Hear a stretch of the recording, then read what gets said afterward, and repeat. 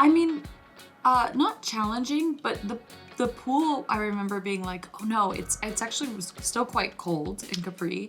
And I was like, this is gonna be really cold and we're in a pool for a night shoot. It was like a bath. There was thousands of candles. It was like Romeo and Juliet, Baz Luhrmann's version. I know. I did ask Paul, like one of the first questions I asked Paul when I got to Capri and realized like, oh, it's still really cold. And that's one of the first things up on the schedule. I was like, hey, Paul, is that pool heated? I know, you feel so weird asking, I know. right? But you're like, I'm gonna And he was like, shaking. Anna, you know I wouldn't do that to you. It is heated. But so like he was checking the temperature of that pool for like a week because he was like, it has to be warm. But sometimes like men's definition of a heated pool, yeah, is like they tend to run warmer than women, is like not very warm. But it was like it was amazing. It was like a 9-page scene too. So you're like, we're gonna be all night. We're gonna be shaking. But it was really nice. How did you find out? I don't know if I remember. It was a long process. Yeah. It was many years of like, should we do a second one? Should we not? And that happens sometimes where you feel like it's I think it felt like, happen. well, I'd love to be there. Yeah. But you know, promises. Yeah, and it seemed like I was in prison, so that's tricky to unwind. Yeah. But we unwound it. Yeah, it was like a really long process, so I don't remember exactly, but it was a lot of like, well, they're thinking about it, and they might, and so you don't want to get too excited about something. So it was a good year or two at least. Yeah, it was a while. And then there were like a million drafts that were all crazy, and then we filmed the craziest one.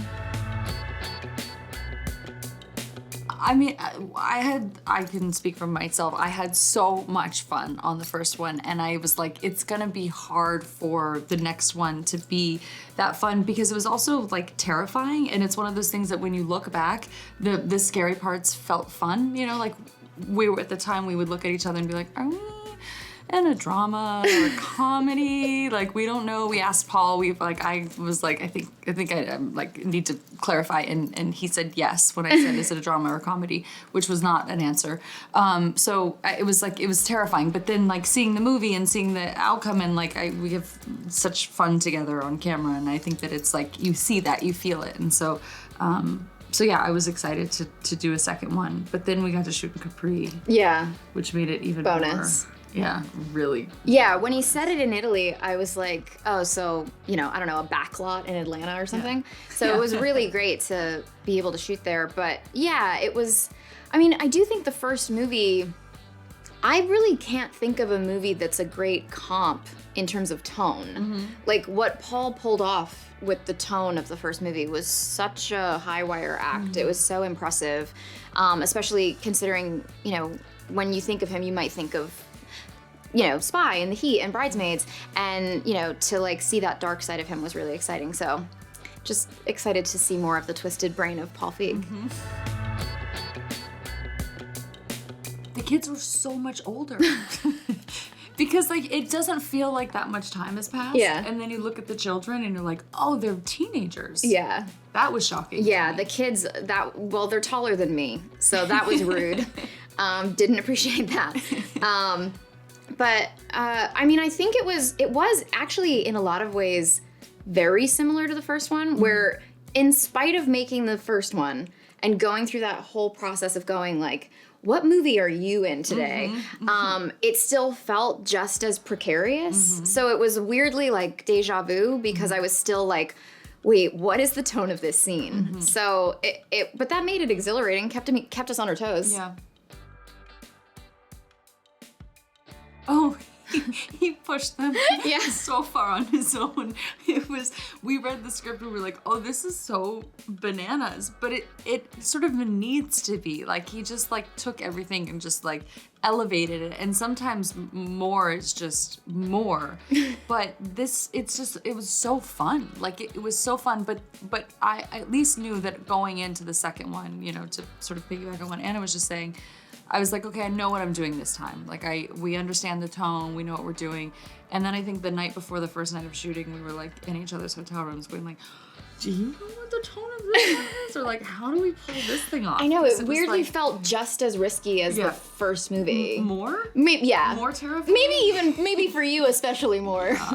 Yeah, but it did, like, there was a lot of stuff that you were like, we should know better, and we should feel like, well, the first one worked, so, you know, let's just, like, jump off the cliff together.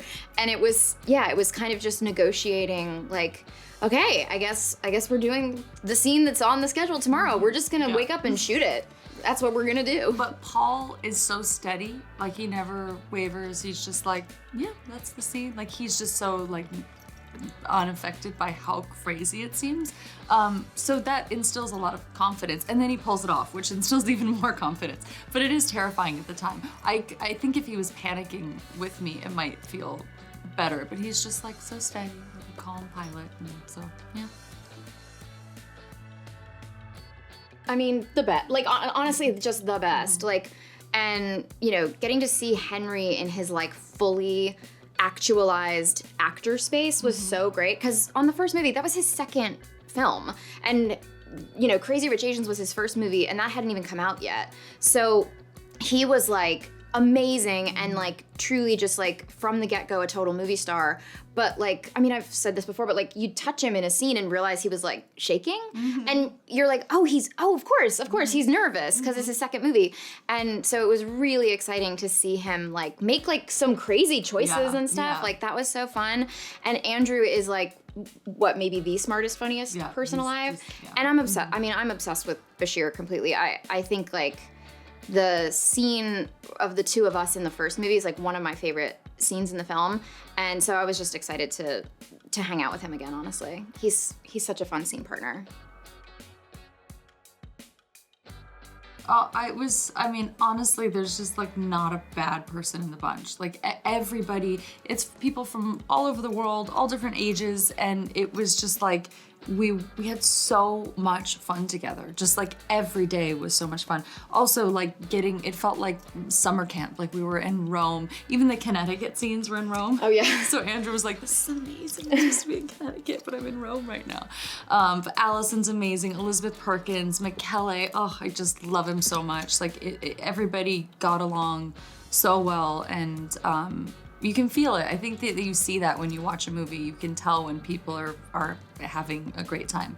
You can also, like, you know, pull it off when you're not, but, like, when you are, you really, like, see that magic. And we had so much fun. And they're all so talented and so different and so dynamic. And it was just an honor each day to bounce off of so many different characters. I mean, I like that they're both nuts. Like, they're, like, I don't know, I'm more nuts presenting, and you're more, like... Yeah, I'm more, like, normal presenting, but nuts underneath. Yes. Like, I think that's kind of my favorite thing. Like, there's, you know, strong female characters, but, like, these women are crazy. And also, I mean, you know, you were just talking about Elizabeth Perkins and Allison Janney. It was also very, like, fun and inspiring to see how Elena? much. And Elena. Oh my God. I mean, the way that they would just go for it made me like, oh, I guess we should all just go for it. Yeah. So yeah, the cast is, like, really stacked with these, like, like, strong. I mean, Elena certainly is no exception of, like, being, like, a strong woman who's completely insane. My character maybe has devolved into more insanity. Actually, I feel like she's less insane.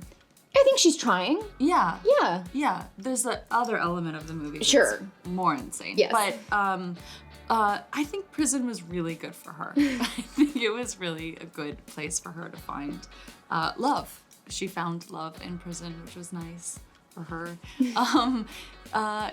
I liked seeing that there was, like, even more edge with Stephanie. Like, you know, it was a lot of, like, oopsie jar in the first movie. Yeah. And, like, scene one, she like, fuck. I also think that, like, I just can't clearly, as has already happened in this interview, I cannot stop myself from cursing. So it was really hard on the first movie to not just accidentally ad-lib curse words. So I think Paul just knew, like, I can't do another movie where I just don't curse at all. But yeah, I mean, I think the Stephanie-Emily dynamic is similar in some ways, but it's it's like a slightly different flavor this time. It was hard. Yeah. It was tough. Somebody's got to do it. Yeah. Yeah. I think we should do some pickup shoots, like some reshoots real quick before it comes out. Or like a short film. Yeah. Yeah. I think I pitched that at one point. I was like, for marketing, we should do a short film as like an intro to the film. They were like, the film has an intro. I was like, I think Capri is an important place that we need to be. Okay? Yeah, we need to return. I tell my children we live there now. We don't, but I like to dream. It was really unbelievable. And I think that, you know, there's probably a reason that most productions don't shoot on Capri and just fake it. And Paul is here's the thing about Paul and Capri. Paul is the king of Capri. If you go anywhere with Paul Feig, people are, I'm not joking, running out of shops like it's the opening of Beauty and the Beast, going like, Paulino! Like, he's the king of Capri. So I think that they were happier to have us there than they would normally, because why would a place that idyllic and lovely let filthy circus people come and work there? So yeah, it was amazing and also logistically really hard. But Paul was like, no, this is what we're doing. But I think that's also because he's the king of Capri. That's tricky. I mean, I know, memorable is a loaded word. It is. I mean, I'll say like the very first day, it wasn't even day one, it was like day 0. We were like faking that it was like a skeleton crew, but it wasn't really a skeleton. Like drones and helicopters. It turned into a whole shoot day. We were just on like a vintage boat, and Michele was driving the boat. And me and Alex Newell in the back and Blake up front, and we were just being driven around Capri by beautiful Michele. So that was a great day. I'll remember it a long time. I mean, not challenging, but the pool, I remember being like, oh no, it's actually was still quite cold in Capri. And I was like, this is gonna be really cold, and we're in a pool for a night shoot. It was like a bath. There was thousands of candles. It was like Romeo and Juliet, Baz Luhrmann's version. I know. I did ask Paul, like one of the first questions I asked Paul when I got to Capri and realized like, oh, it's still really cold. And that's one of the first things up on the schedule. I was like, hey, Paul, is that pool heated? I know, you feel so weird asking, I know. right? But you're like, I'm gonna And he was like, shaking. Anna, you know I wouldn't do that to you. It is heated. But so like he was checking the temperature of that pool for like a week because he was like, it has to be warm. But sometimes like men's definition of a heated pool, yeah, like they tend to run warmer than women, is like not very warm. But it was like it was amazing. It was like a 9-page scene too. So you're like, we're gonna be you're gonna be shaking. But it was really nice. So our most challenging scene was really lovely. I feel like this should just be like a slow zoom in as I stare, wondering like how to answer this question. Good luck. How did I prepare? I don't know how to speak about this if you haven't seen the movie. That's what I'll say. Once you've seen the movie, let's talk, and I'm sorry. Thanks. Good dodge. Solid dodge. Thank you. Yeah, I mean, I think obviously in the first movie, it's a bit like Alice in Wonderland, or she's through the looking glass, or whatever, you know, literary expressions, etc. And she's, you know, changed by that, obviously. And I like that when we meet her, she's like done well for herself, but she's in a real, like, she's having a real moment of like a crisis of faith in a sense, like doubting herself. And so it was interesting because it was like a good way to keep her as an underdog, but it also meant that like I had a little more abandon on this movie. Like everything didn't like just flatten me, I guess. And then obviously certain things happen, events unfold, and it becomes a lot more serious, and there's a lot more like real danger. But it was nice to have like you know, I think maybe the first like 15 minutes of the movie where I'm like, I don't know, here we go again, you know, before it gets like, oh no, I might die. I think about her all the time. The faceless blonde I thought I knew. Was she a glamorous PR executive? Cold-blooded killer. Bill. Holy sh... Did you break out of prison? Will you be my maid of honor? Whoa.